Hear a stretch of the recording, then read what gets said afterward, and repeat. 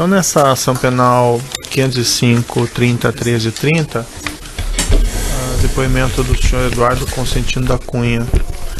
Senhor Eduardo, o senhor foi acusado de um crime pelo Ministério Excelência, Público. só uma questão de ordem, antes do início do interrogatório, por favor.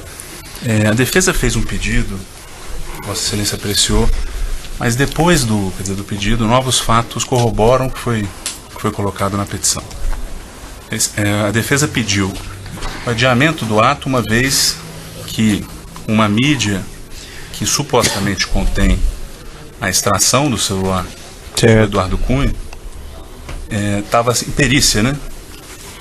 E chegou um laudo pericial e a defesa, de boa fé, ao ver os autos para poder ver se haveria um interrogatório, viu que havia um laudo que encaminhou uma nova mídia, que disse que era razoável supor, para usar a expressão utilizada pelo perito oficial, que a mídia que foi analisada pela assistência técnica da defesa estaria corrompida ou teria havido algum problema.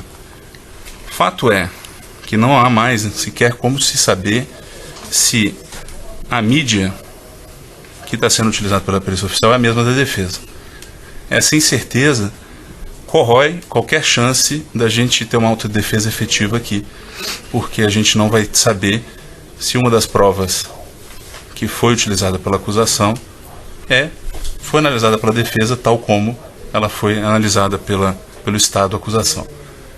Então, já que Vossa Excelência, inclusive, deu 10 dias de prazo para assistência técnica, na visão da defesa, não custaria em nada a cautela de adiar o interrogatório depois desse momento processual, que aí sim o contraditório vai estar efetivado.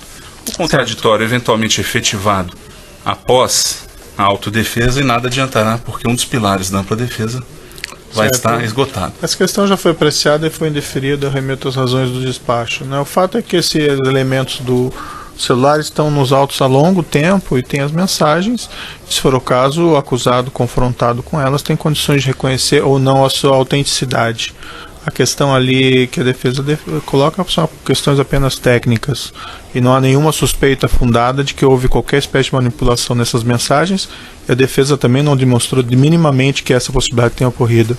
Então ela tem plenas condições de realizar esse ato, esse conteúdo já foi disponibilizado à defesa, a defesa tem esse conteúdo faz tempo, e o que existe é a defesa questionando a possibilidade de manipulação. O próprio acusado tem condições de responder diante de mensagens que lhe forem apresentadas, se elas foram manipuladas ou não, se ele reconhece ou não. Se ele afirmar que não reconhece, está dentro do direito de defesa dele, faz parte do contraditório. Para que, considerando que a mídia tida como regular pelo perito não foi dada à defesa, então que não se façam perguntas sobre a prova que está incerta nessa mídia.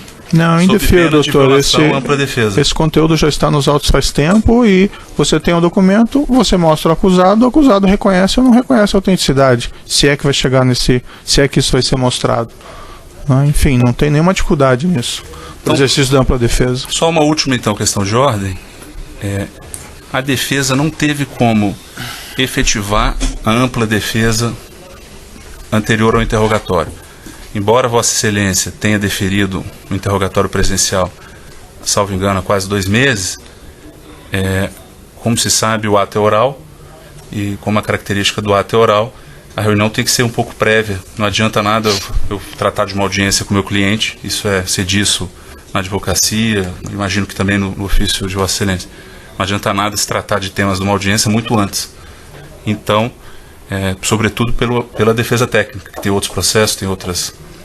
Então, não houve o aperfeiçoamento da ampla defesa, não se tem como, às vésperas de uma audiência, de um tema dessa complexidade. Essa acusação foi feita há mais de um ano, a defesa teve inúmeras oportunidades para conversar com o cliente e preparar a linha de defesa. Essa argumentação de que não houve tempo para preparar a defesa é absolutamente inconsistente. Se você só concluir isso, que tem alguns argumentos que eu acho que interessam. Tem algum requerimento quanto a isso? Não. Sim. Isso já foi apreciado? Tem um requerimento. É porque, efetivamente, os fatos novos, né? Não tem fato novo nenhum. Se Vossa Excelência só permitiu eu apresentar os fatos novos, eu acredito que Vossa Excelência vai entender que há. De fato, estivemos ontem no Complexo Médico Penal, na tentativa de ter uma entrevista que prestasse eficácia ampla defesa, e não conseguimos. Quer dizer, a gente chegou lá 10 e pouco, né? O atendimento foi só 11 horas, aí na hora do meio-dia já teve interrupção para o horário do almoço. Depois fomos à tarde, tudo isso por um parlatório, não houve a possibilidade de exibição de documentos. Tentamos ir de manhã, hoje. Com isso, não há possibilidade de um caso que envolve prova documental enorme, um caso desse tamanho, que a acusação teve tanto tempo para produzir as pretensas provas. A defesa não teve tempo. Lembrando que essa acusação foi recebida pelo plenário do Supremo Tribunal Federal. Eu não estou questionando esse recebimento, assim, estou só questionando que a defesa não teve tempo de tratar das provas com o acusado na véspera do interrogatório. A entrevista reservada é uma garantia. Então se pede também, não haveria nenhum tipo de prejuízo no adiamento, e que se fosse, pode ser até que nas dependências da Justiça, que fosse dada 3 horas, como Vossa Excelência deu da última vez, de análise de documento, de entrevista pessoal com a defesa. É inviável, doutor. Existem horários em estabelecimentos carcerários, a defesa tem que trabalhar com esses horários.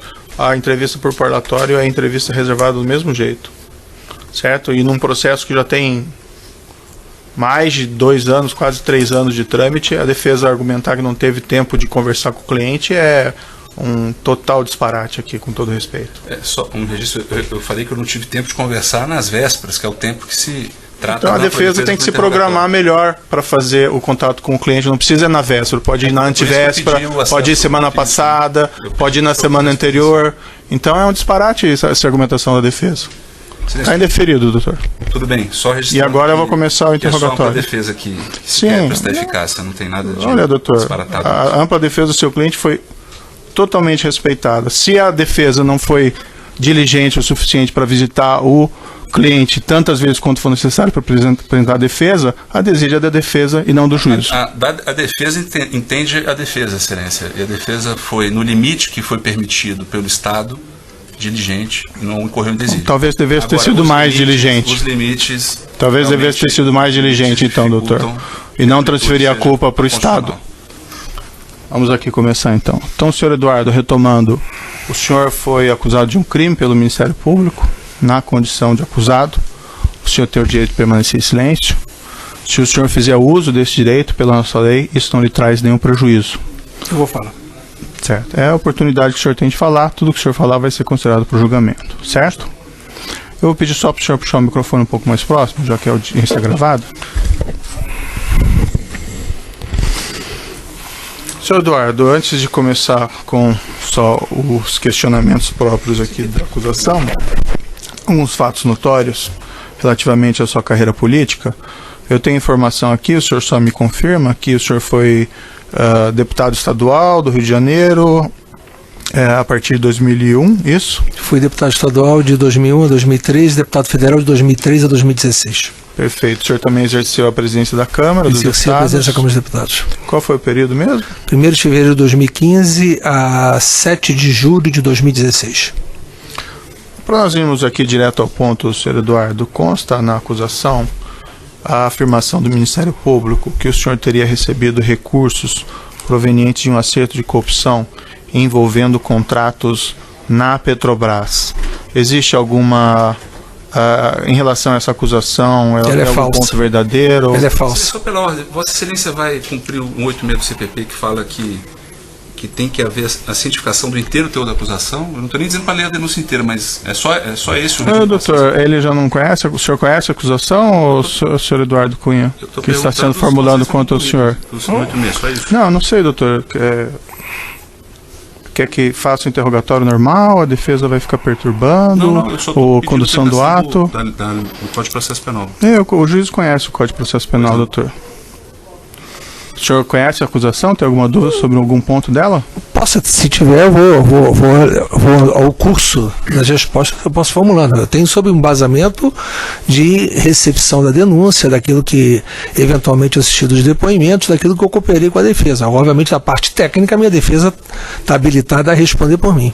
Perfeito. E seguirei o que ela determinar. Certo.